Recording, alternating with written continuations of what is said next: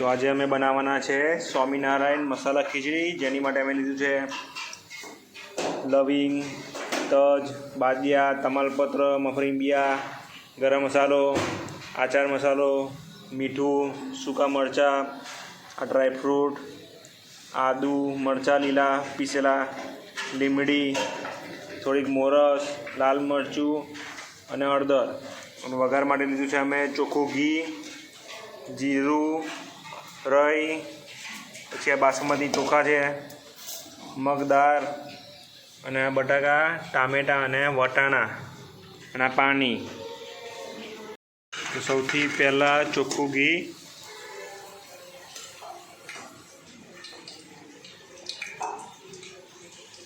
પછી રઈ,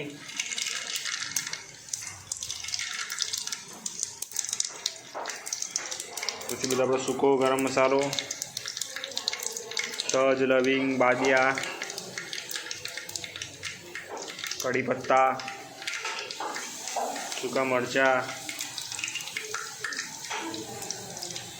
મફરીન બિયા,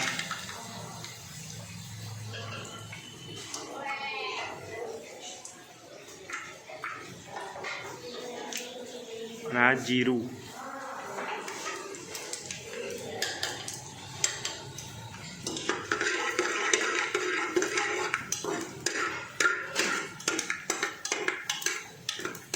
પહેલાં બરાબર મસાલો શેકી લેવાનો આ રીતના.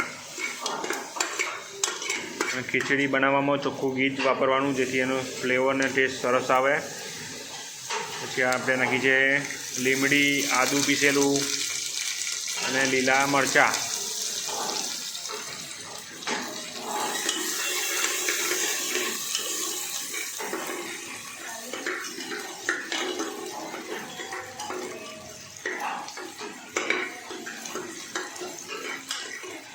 હવે શેકાઈ ગયું છે બરાબર, એટલે હવે લઈશું આપણે બટાકા, ટામેટાં અને વટાણા.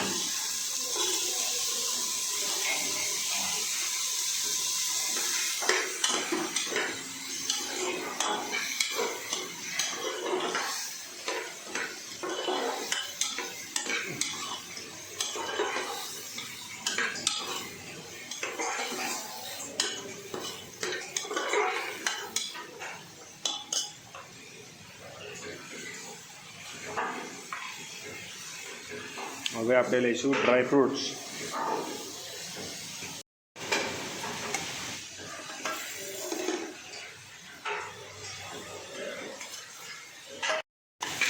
પછી બરાબર મિક્સ કરી લઈશું.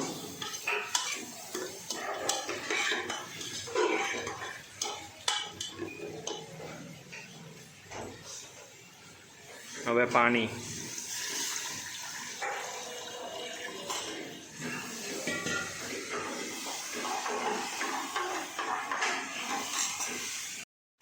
હવે આપણે બધો મસાલો બરાબર ઉકળવા માંડે ત્યાર પછી આપણે એમાં મિક્સ કરીશું ચોખા અને મગદાળ. મીડિયમ ફ્લેમ પર છે.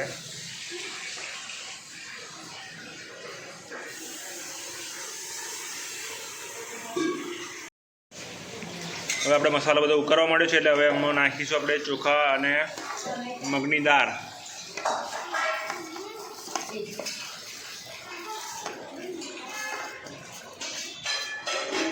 ચોખાની દાળને ધોઈને વાપરવાના.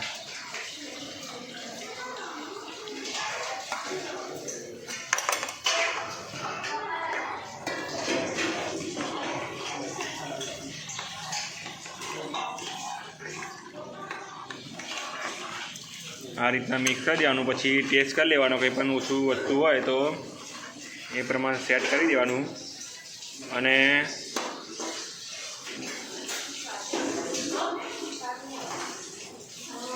બરાબર ગરમ વાખીને 2 વિસલ થવા દેવાની, એટલે તમારી મસાલા ખીચડી રેડી.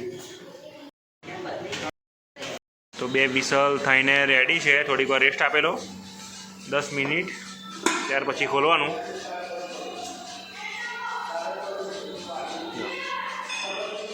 કમ્પ્લેટ બનીને રેડી છે.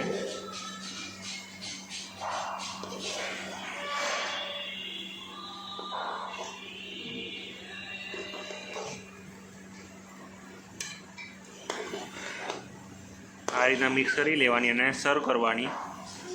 તો રેડી છે સ્વામિનારાયણ રજવાડી masala khichdi. Thanks for watching.